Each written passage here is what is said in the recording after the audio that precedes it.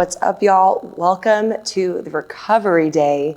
It is a full body wind down mobility recovery session. And so I have my Zen yoga voice on for this. We're gonna get started in about 20 seconds. Each exercise, we're gonna sit there for about 60 seconds. It's 6 exercises, 2 times through, and then we're done. So to start out, you're going to go into a down to upward facing dog. Sitting down and then pushing up, pushing your hips down to the ground. You can also bring your toes to touch the ground, to the tops of your feet are down, and then reach back into that downward facing dog. Pedal out your legs and smooth transition to an upward facing dog. Nice and easy.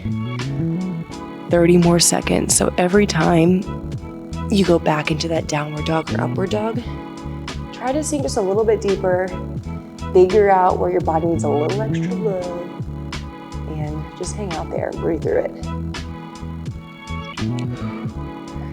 If you've been doing the Strong at Home 6-week workout challenge, this feels pretty dang good.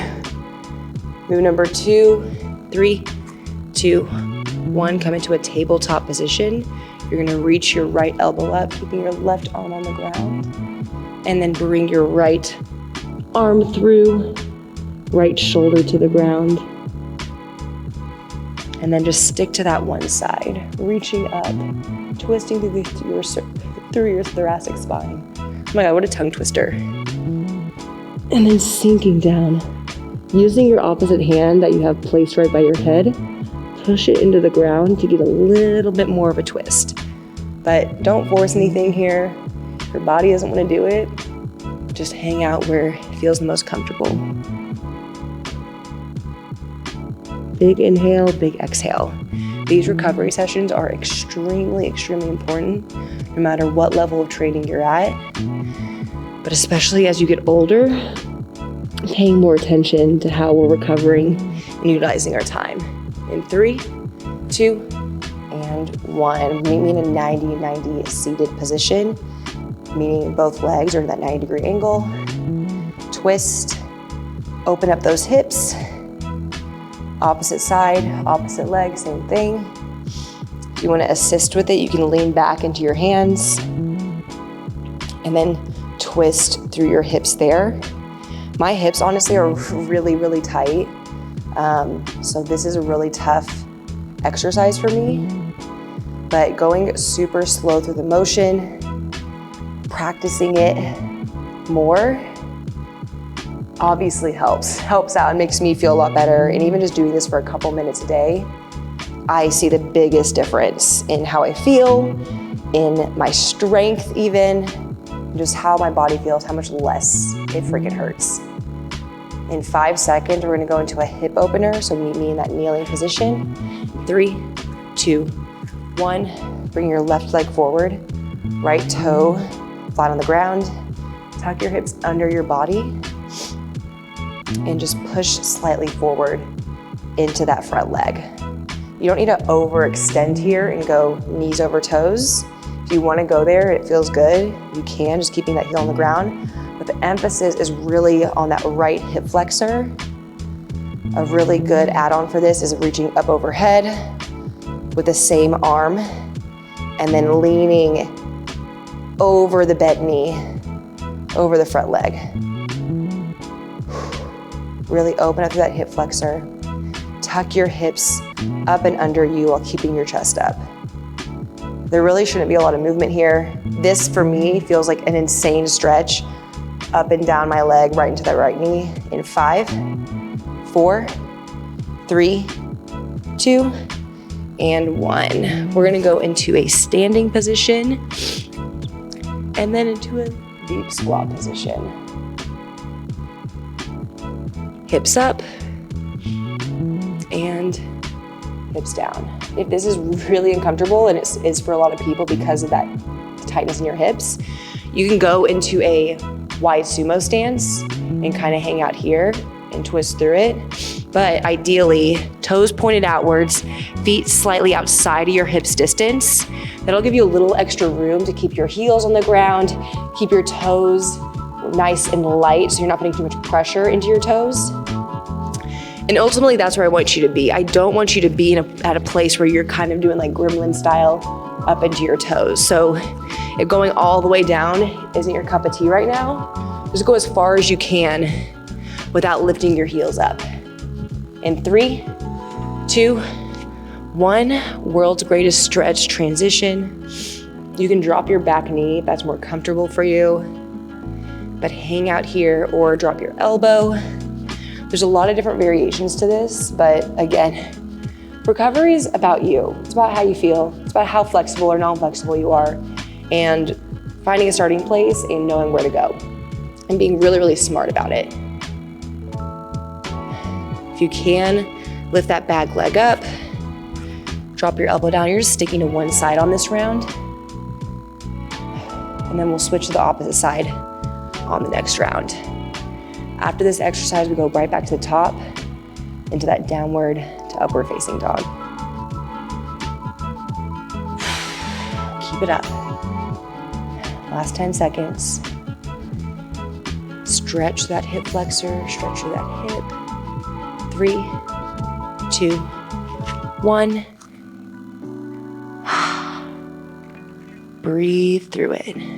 Round number 2, we're gonna be working into the opposite side for most of these moves, but you should feel at least some relief with those exercises. Maybe it's a little bit easier to get into an exercise. Maybe it just doesn't hurt as much getting into an exercise. But go slow. Enjoy it, you know? I feel like we don't take enough time to slow down. And this is what, maybe 12, 15 minutes max of your day? You can slow down for 12 minutes. I can slow down for 12 minutes. We all have time. It's just what we do with our time. Big inhale, big exhale.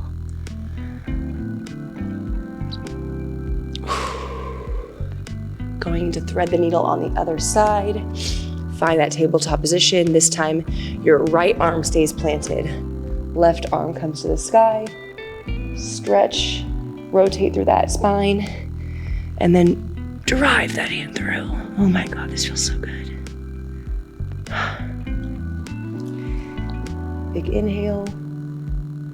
And then try to keep your hips locked down too. We don't want to like open up to the sky or force anything, but twisting through your spine, almost like you're wringing out a wet towel, is what I want you to imagine. You're getting rid of all that baggage, getting rid of all that tension, going into 90-90 in 15 seconds. Breathe through these moves.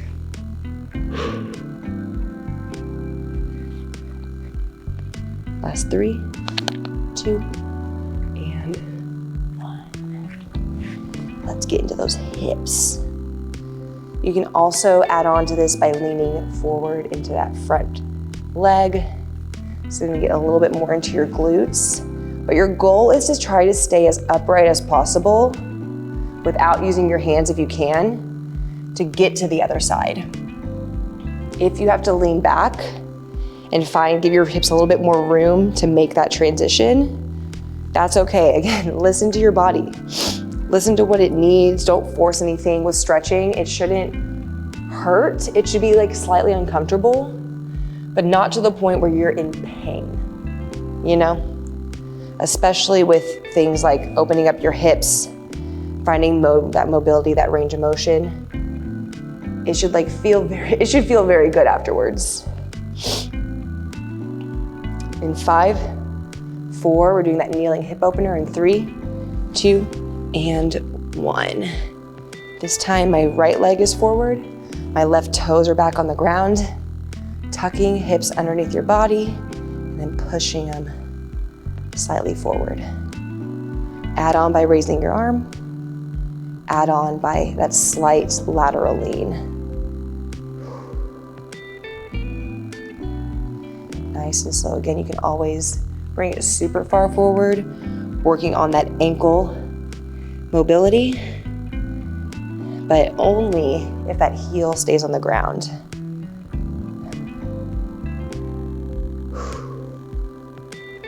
Tuck that hip, squeeze that left glute.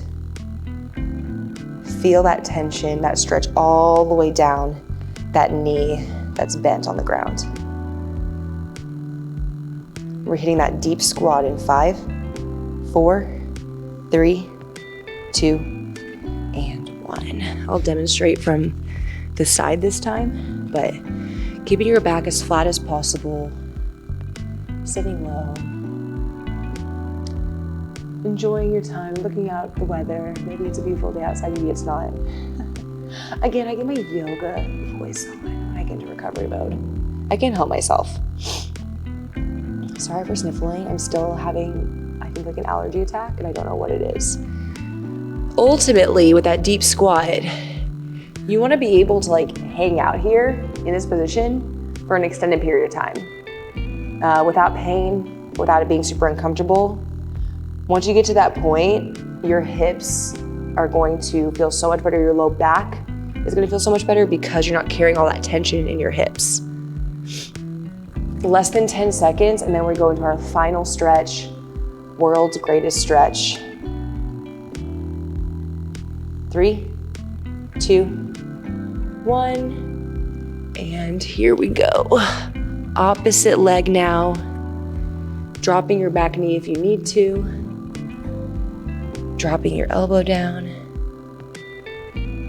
Oh, big thoracic twist.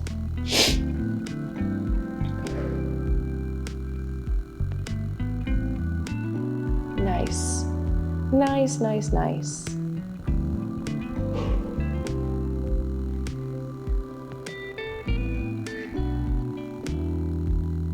You should feel that stretch in that hip flexor that's extended through your back leg. Push your heel towards the wall behind you. If you can, drop that elbow to get that stretch in that left hip flexor, in that glute. Less than 10 seconds. And we are done. I really, in this moment, just want to say like, namaste, but I won't. Thank you for joining me for today's recovery session. If you liked it, please make sure to like the video. Also, save these recovery sessions for later on. You can do this after any workout, full body, lower body, core, literally anything, or just on a random off day when you're trying to recover. The more you can incorporate them, the better your body's gonna feel. So, as always, I appreciate you. Thank you for joining me in this more Zen video and workout, I guess if you would call it a workout. And I will see you for next week's new set of strength workouts. Bye, y'all.